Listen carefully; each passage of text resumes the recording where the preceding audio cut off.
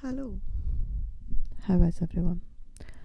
So, who remembers that I've been unwell for the best part of a month with this flu thing that's going about? And who remembers Aileen in the last few days saying, "Oh my God, I'm feeling so much better. Oh, I can breathe and I can talk again, all at the same time."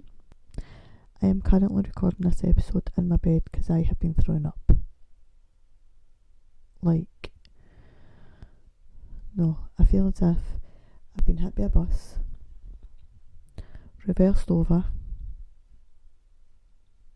took me round the block, dumped, and started over again.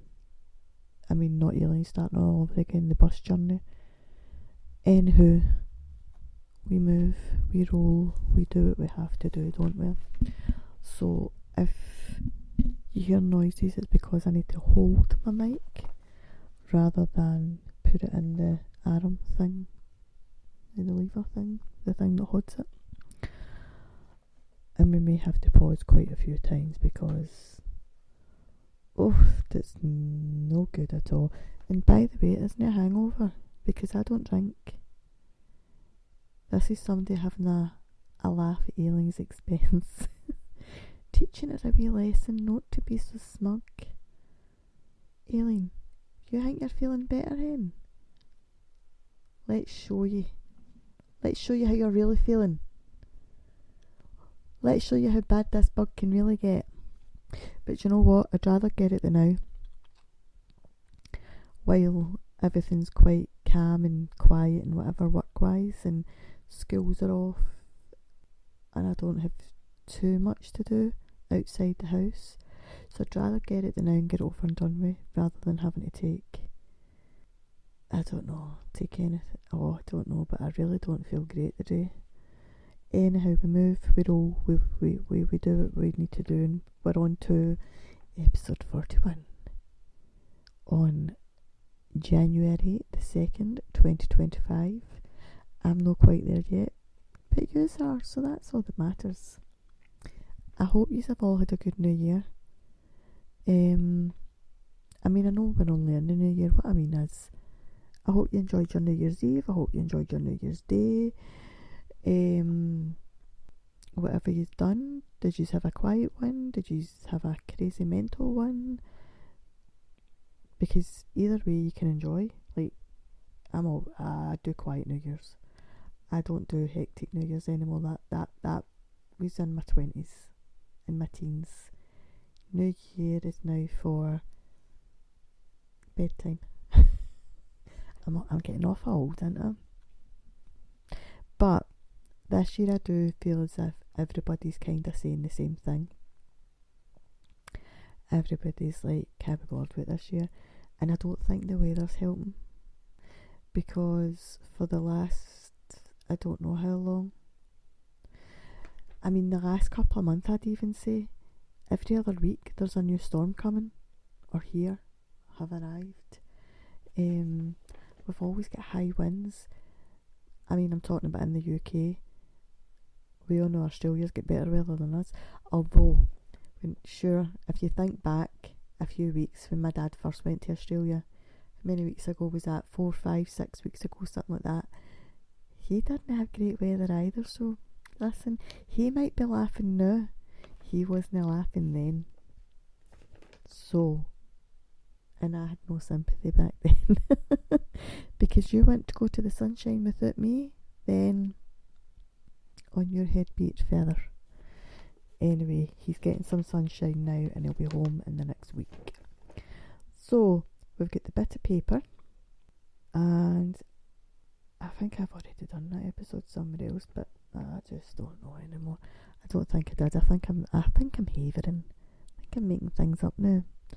I think I've just looked at this bit of paper that many times that I'm like, have I already done that? Did I change that episode to a different day? I don't know. Anyhow, today we are talking about mood. And when I say mood, what I mean by that is, I feel a wee bit lightheaded. I probably will be a wee bit dramatic. Oh, in this episode, my hat just clicked.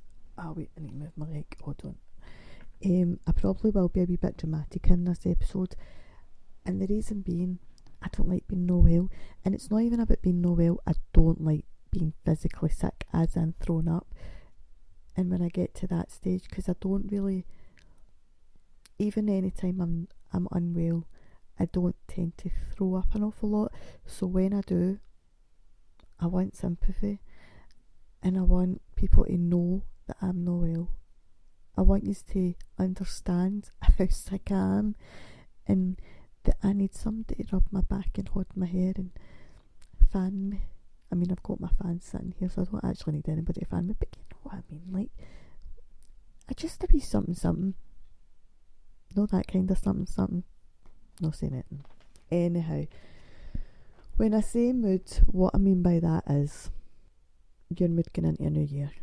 Your thoughts, where's your headspace at? Because some people look forward to it because they see it as a fresh start, and other people just see it as a reminder of what they've lost, what they've left in the past, or what's in the past that they wish was still in their present.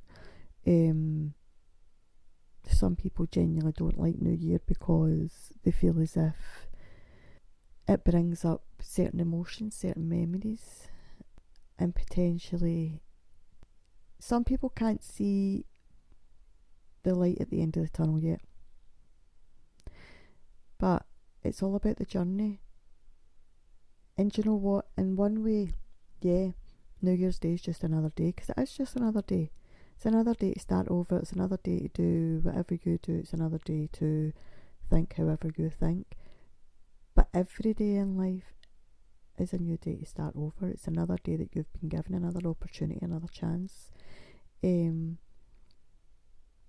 yeah, the new year brings that's overwhelming emotions. It does also remind people that potentially the previous New Year's Day, or leading up, or just after, they've maybe made goals for themselves, they've maybe planned for the next however long, and they maybe feel as if their journeys took a bit of a turn and not quite on the right path. But that's okay as well, because just because you have aims and goals, dreams, it doesn't mean to say that how you initially planned it needs to be 100% how you get there. You can take left turns, right turns, roundabouts, go backwards and go forwards again. And that's not you failing, that's just you seeing something else on that journey that you didn't realise you were going to see, and potentially another opportunity to learn something else along the way, another opportunity to meet new people along the way, and also an opportunity to leave certain people behind that maybe don't need to be on that journey with you. I reckon I've got 30 seconds to run to the toilet. But yeah, we may all plan now. I've told you multiple times over the last week, 2 weeks, month, however long it's been, that I write my 12-month plan. I've told you it multiple times, but just because I write my 12-month plan down doesn't mean to say that's 100% the plan that I stick to. I know where my starting point is, and I know where I'm hoping my end goal is. The bit in between may change throughout time. It may change along the way. It may take a bit longer. I may get there quicker. I may not get to that exact destination, and I may decide that I want to change the end goal or the destination, and that's okay as well, because what we think at one end of the year and the person that we are at one end of the year isn't necessarily who we are at the other end, at the latter end. And again, that's okay as long as you've not hurt anybody else along the way, as long as you've not hurt yourself along the way, and as long as you've not lost yourself. Does that make sense? We're getting very deep and meaningful, but I think part of that's probably because I really don't feel well. Feel sorry for me. I was going to sing a wee song there, but I really don't think I have that in me either. I mean, maybe by the end of it, because we all know how yesterday's episode went. Yesterday's episode started with me half falling asleep probably before I started the episode. My eyes rolling at the back of my head at the beginning of the episode, and by the end of it, I was hyper. But yeah, I don't know. Sometimes we also need a wee bit of help along the way as well. Somebody that maybe sees something that we're not seeing, maybe something that we're missing. And I don't mean that we've got something missing within us, something that we forget about, something that we miss while we are looking at the journey. So you might think, right, so if I go down that street, take a left and the second right, somebody else might say to you, well, see, instead of taking the left, why don't you go further down the street, go round that roundabout and up to the right? And that might be a more meaningful journey. It may be a more experienced journey, a little bit more fun. Could be quicker because you may skip a few sets of traffic lights along the way. Listen, these are just analogies. These are just, I mean, a journey's a journey, and it's like if people want to go on holiday, and if you want to go abroad, obviously this depends on what country you want to go to. I don't know, because I'm not very good with geography, and I'm not very good with, I can barely travel round about Glasgow, let alone, I mean, I make it to England. Oh Jesus, nearly killed my laptop. Some people are scared of flying, some people are terrified of water. So that person that's scared of flying maybe not necessarily want to go on a plane. The person scared of water maybe not necessarily want to go on a boat. So why not take a coach? If you want to go abroad, yeah, it might take you longer to get to the destination, and depending how long you're able to get off work, if you still work, or off your studies if you're studying, may depend on how long you can stay in that sort of country, city, whatever. But there's always a way. There genuinely is always a way. My mum's best friend, who she went through her nursing training with and worked with all her days, well, to latter years, they didn't necessarily work with each other every day because they ended up in different hospitals at times, but years ago, when everybody first kind of started going on holiday or going abroad here, it wasn't as common as obviously it is now.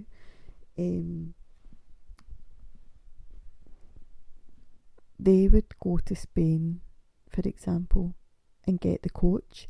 Yeah, it may have taken them 2 days travelling each way, but that was what worked for them, and that's what best suited them. Now, I don't know if it was because my mum's friend or her husband didn't want to fly, or if it was her children that couldn't fly. I don't know the reasoning behind it. I know it was something to do with somebody didn't want to fly, but I can't remember who it was, because I mean, I can barely remember my name at the minute. Whereas if we went to like Spain or Portugal or wherever, we would fly. I mean, my mum was terrified of flying, and it wasn't the actual flying, it was the taking off and landing my mum didn't like. And my dad was used to flying because obviously he would go to Germany or different countries or wherever with the army, so he was used to it. We weren't so much used to it, but sometimes kids just go with the flow, and it genuinely does just depend on the type of person you are, and how things are explained to you sometimes, and how nervous you are. Like, some people are more nervous than others, and yeah, but also, if you do decide you want to fly but you're also terrified, there is things that the doctor can give you to help. There is things you can buy over the counter to help. Some people get travel sick. They maybe struggle in the car but can go by train. There's always a way to get to your final destination. That's the whole point to that kind of conversation. Oh, itchy back. Sorry. And I can't get to my back scratcher just now because I've got wires here, there and everywhere. I've got my laptop sitting at one side of me, my recording set up at the other side of me, and in between there's wires for a headset, wires for a laptop, wires for that, and wires for a mic. And listen, I'm wired to the moon half the time. I don't need any of these extra wires sitting on top of me. Anyway, I'm hoping one of my sons came into the living room in the next, the living room walked past my bedroom in the next few minutes, so that I can ask them to go and get me a sick roll so that I don't need to move. I could shout one of them and they would go and get it for me, but can't be bothered. Anyway, so yeah, don't ever think because you are not fully on the journey that you planned that it means you won't get to your final destination. And like I said, if you need to ask for help or if you need to take a little bit longer, that's absolutely fine. So I'll give you an example of myself, myself and I. Obviously we all know that I've got the therapy business. And when I first started the therapy business, now how many years ago? I think 3-4 years ago. Can't remember if it was 2020 or 2021. I think it was 2020. Well, it started a bit later than it was supposed to because of that lovely pandemic we had. But that also gave me more time to study other therapies, which meant I could add more in. It also gave me more time to advertise. But I had initially planned that I might think about getting premises. But because of the way businesses were kind of neglected during that time, and because of, I suppose, what we all learned in that period, made me think, do you know what, maybe staying mobile is the best thing for me. And that wasn't just because of, I don't know how to explain it, not just for money reasons, as in paying rents and everything else, but there was also a lot of people who actually like that you go to them, and you then look at things from another perspective, as in potentially I might not have offered any kind of at home or at work therapies, so it made me look at it from a different angle, which that's good as well, but it also means that it's given me more time to think about, right, so if I ever do get premises, what sort of premises do I want? Do I want bigger premises because I could potentially have other people, other therapists coming in, or do I want just one room or 2 rooms or whatever just for me? And every day, I suppose, we change our mind and what we want, don't we? What you think you want one day, you might not want another day. Like, I mean, some days I think I want a boyfriend, and then the next day I'm like, no, you really don't. Or you think, do you remember I thought it was a good idea to go on this holiday and it didn't work? But we learned something from it. So like the time my son ended up in the hospital when we were on holiday, if I would have thought of that situation without experiencing it, I would have probably said to you, I don't know how I'd cope in a hospital in another country. I don't think I'd be able to communicate or whatever else. But I did. I mean, don't get me wrong, we came home a week early, but that was nothing to do with the fact that we couldn't cope in it. That was just, that holiday was a disaster for the minute we stepped off the flight. And and that just topped it. And we thought, do you know what, it's time to go home. Go home and make memories doing something else. Plus we wouldn't have fully enjoyed the hospital, the holiday at that point, because my youngest couldn't go into the pool. He had to keep his leg dry, which meant he probably wouldn't be able to stay out in the sunshine as long because there was no way of cooling him down apart from fluids. Everything happens for a reason. And what you see the reasoning being is however you see it. You can take it as a positive or you can take it as a negative. There will always be a positive in anything that you experience, even if you can't see it straight away. Even your worst experiences. Now,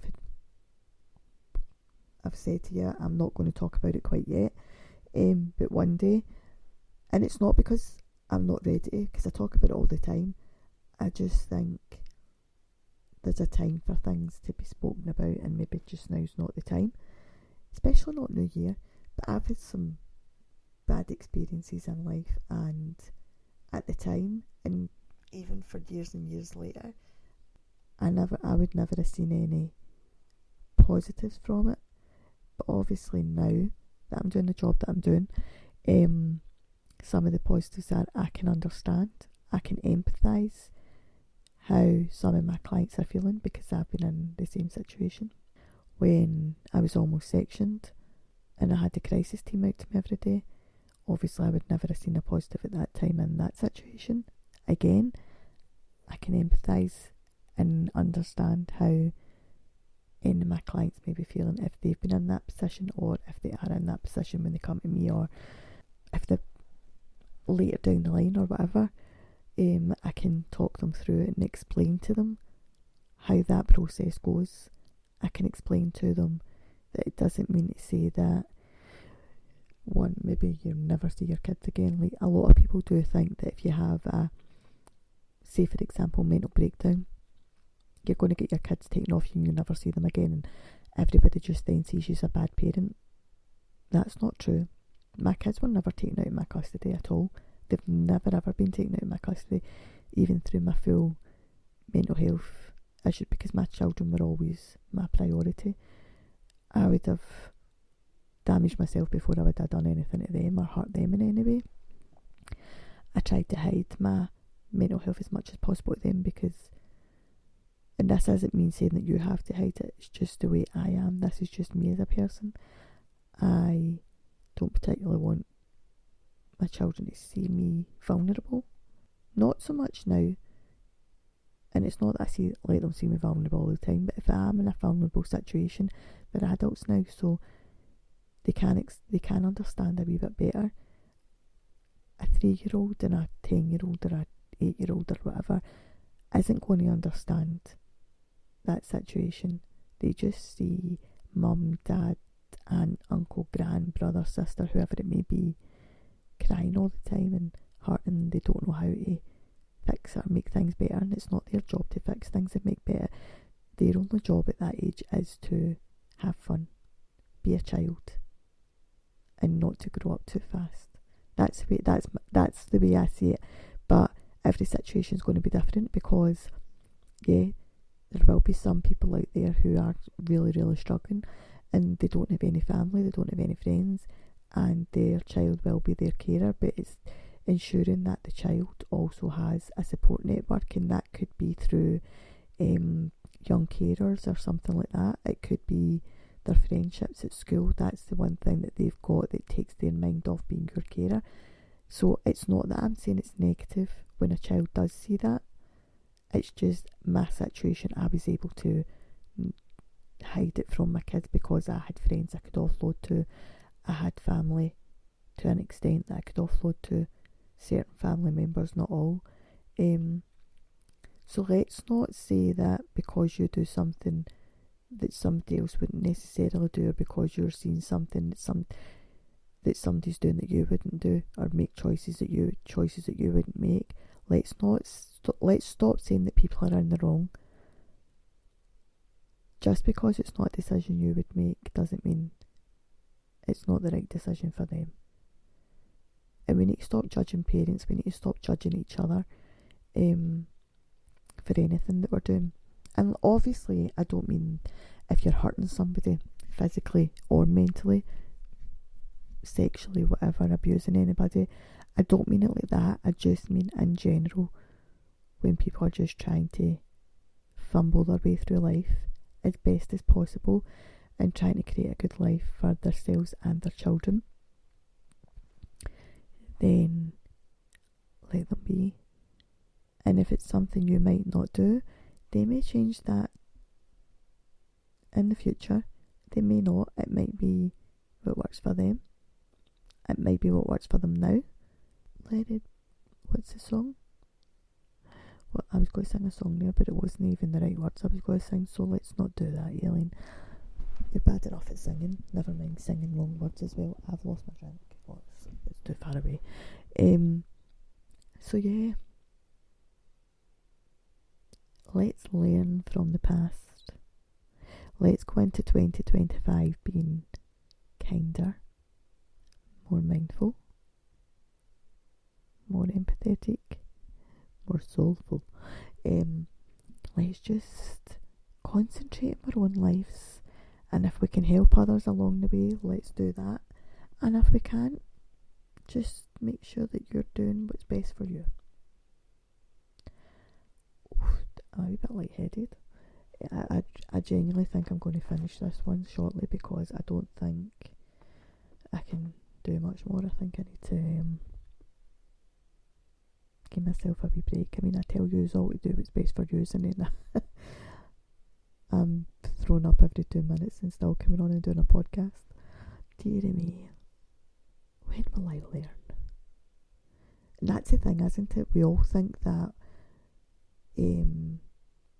not maybe to an extent that we're invincible, but we all think, okay, it's alright, I'll be fine. Don't worry about it. I'll be finished in half an hour. I wish my sickness bug would be finished in half an hour, but I don't think that's going to happen. So when's everybody back at work? I know some people only get New Year's Day off this week. Listen, some people don't even get New Year's Day off. Supermarkets are opened on New Year's Day. That's ridiculous if you ask me.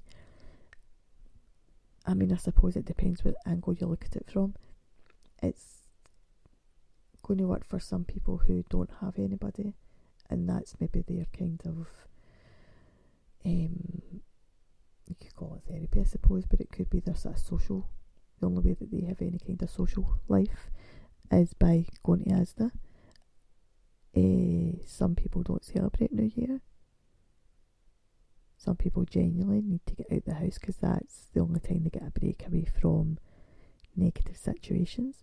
So it will work for some, maybe not for others. But what I did say was, if you're a business and you are opening the likes of New Year's Day, I genuinely hope you're giving your employees an opportunity to have their say about whether they want to work that day.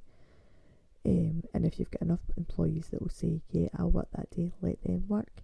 And if not, then find a solution as to making it fair, whether it's picking a name out of a hat, or if you worked last New Year, you don't need to work this New Year, one of the ones. I don't know. I don't have employees, so I don't need to make the kind of decisions just now. But I have thought about, if I was an employer, how would I do it? I genuinely wouldn't have yous working. Even if I was working, I would still give yous a day off. Because I think this is a time for family. Unless you wanted to work, then yeah, put her in. Like, you do you. But I don't know. I'm not a big New Year person anyway, so it wouldn't bother me working at New Year. I like Christmas, especially when there's kids about. Obviously my children are older, but we still enjoy Christmas together. But when they were wee ones, when they were tiny tots, it's great seeing the kids excited. I mean, listen, my 25-year-old was still excited about Christmas this year. He cracks me up. He genuinely gets excited. He's always been like that though. It's the magic of Christmas, isn't it? If you instill that in them at a young age, then I genuinely think they'll carry it through into adulthood, which mine have. I mean, not so much the wee one, but that was mainly because he didn't want to turn 18 this year. He's not into this adult malarkey. he's not into it at all. He's like, not for me, I'm out. Can I just stay 15 forever? I think if I was to stay 15 forever, I'd probably be grounded forever. I'd never be like out the house. At 15-year-old, I was an absolute torag. I was never in the house. I mean, don't get me wrong, I worked. I had a wee part-time job while I was at school. But I also partied hard. I lived life to the full. So during your weekdays, you go to school. Now, listen, I still went to school every day. I wasn't really one for truanting, maybe a couple of times, but you could count on one hand how many times I maybe skipped school. But so I'd go to school every day. I was never late for school. I was always there on time. Although, so I don't know if I've told you this story before, but the way I used to walk to school, I would go under an underpass. You could either cross over the main road or go under the underpass. I would go under the underpass, and the reason I would do that was one, so as I could have a wee sneaky fag without anybody that might see my parents catching me, and two, I had a teacher, and I swear this teacher knew what time I walked by there, and he timed it. He was a bit of a pervert, and when my older one was at school, he was still a teacher when he was at school, and he was still a pervert there, and I think at the end he ended up getting sacked because I think there was just one too many complaints from parents. But so this teacher, he used to slow down driving by this underpass, and if he seen me, he would stop and be like, right, Aileen, jump in, I'll drive you to school. Now I wasn't going to be late for school. I still had plenty of time, and you felt obliged. And then he'd drive you to school and kick you at the motor when you got there, and then I was too early for school. Nobody else was there yet, so I'd try and hide under the underpass until his car went past. And a few times I'd see him driving by dead slow, watching for me. And I'm like, you keep driving, pal, because I'm down here having my wee fag. What was the point to that story? Yeah, so I always went to school. I was always at school on time. I was never late. Then I'd come home from school. I very rarely done my homework. That's probably where my boys get it from, because they never done theirs either. I don't agree with homework, but that's a story for another day. Come home, get changed, have my dinner. I'd usually have to make the dinner, start the dinner before my mum and dad came in for work. And then I'd be out for like between 5 and 6. Meet my pals. Back in at 10. Go to my bed. And start over again the next day. Then at the weekend, so then on a Friday night, I'd be steaming drunk. Be 8 o'clock probably. Couldn't tell you what time. Then Saturday I'd go to work. Come back. Get drunk. Sunday, I'd kind of lie with a hangover for most of the morning. And then you were out with your pals the rest of the day. And that's just the way I lived my teenage years. Left school at 16. As soon as I could leave school, I left school. You all know that story. I've told you it multiple times. If you don't know it, listen back. And then left school at 16. My mum told me, obviously, to get a job or get back to school. So I waited till a week before schools were due back, and I got a job. Listen, I like to push things to the very limit. And then I had multiple jobs because I just couldn't find a job that either I liked or there wasn't a pervert working in it or something. Listen, the 90s were wild for perverts that never get caught doing it. And then, what did I do after that? End of my teenage years, I got pregnant. I was pregnant at 19. Had my son just before I turned 20. Aye, so that was the point to that story, wasn't it? We were talking about if I was to stay 15. So when I was 15, for all I went to school every day and done the things I had to do, I also done an awful lot I wasn't supposed to do. Like tell my mum or Manny or somebody we were staying in one place and we were actually camping out in graveyards. Told you that one the other day, didn't I? I can feel the energy draining at me here. So yes, teenage years were wild for Aileen, but in a good way for Aileen. Maybe not so much for the adults that were supposed to be in charge, because they were like, what's she got to do next? What's that state she got to come in? I remember one time I was just about to turn 16 and I was going with a guy who was a couple of years older than me, and he just turned 18, so I was turning 16 in the August, but this was in the summer, so you're talking maybe June, July time. He turned 18, I'm sure he turned 18 in April, and I was that drunk one day. Him and his pal threw me in the motor, drove me home, dumped me on the doorstep, and drove away before my mum and dad could see the state I was in. Oh, my dad was like fuming with me at the weekends. And then, what other stories have I got for when I was 15? I'm trying to think. I don't know. At the minute, listen, I'm trying to not be sick.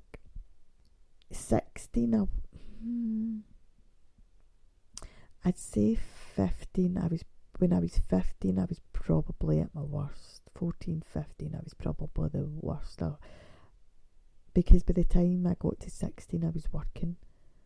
So I never had enough time to be a little shit. Although I still done everything I wasn't meant to do. But because you had a bit of responsibility about your life, you were kind of treated a bit more responsible. As in the fact that you weren't getting treated as much as a child because you were earning your keep and you were putting money into the house. Although you were still underage for drinking and you weren't ever given drink. I know you'd done it by that point. I mean, I got caught smoking just before my 16th birthday, and my dad didn't even talk to me on my 16th birthday, didn't even say happy birthday. He was pure raging, absolutely fuming. Oh, my mum and dad were always raging with me. I mean, I'm 40 something, still not telling you what age I'm 40 something, and I think some things never change. There's probably still things. Not so much my dad. I think my dad's just like, oh, what's the point now? She's been doing it for 40 odd years. She's not got to change now. At least her wains have turned out a bit better than she did. I say nothing. I am saying nothing. I am your mother. You listen to me. I can't even sing today. I've not got it in me. But I'm presuming that this episode is probably making you fall asleep because I can hear my dulcet tones are very monotone. So what I'm going to do is leave it at that. I'll make up for it at some point. Don't know when. Don't know how. And I don't know why. I just don't know anything at this precise moment in time. But I'm going to go to my bed, and hopefully when I wake up tomorrow, something feels a bit better. Maybe something. Because obviously when I come off of this, I still need to edit. And I still need to schedule it. And there's quite a lot of things I still need to do that I can see it far enough. Literally, at the minute, I can see life far enough. I'm sorry this hasn't been as fun as some of the other ones, but I just thought I didn't want... Oh, something's flying about my face. Go away. I just didn't want to miss an episode. I didn't want to do that, Steve, because I don't like to make a promise and then not follow through with it. So I've gave you an episode so I can say I've done at least part of it right. I hope you forgive me. Listen, I'm saying this as if I've done something wrong. I've done nothing wrong apart from, I don't know how I've ended up nowhere. I was talking on the phone to people earlier on and I was absolutely fine, and then just all of a sudden I'm like, ugh, head down a toilet pan. Anyway, you don't need that description. I will try and make it up to you in the coming episodes, because what day are we on? Well, you're on Thursday, aren't you? So, I'll try and make it up over the weekend if I feel better. If not, then I'll make it up to you in season 2.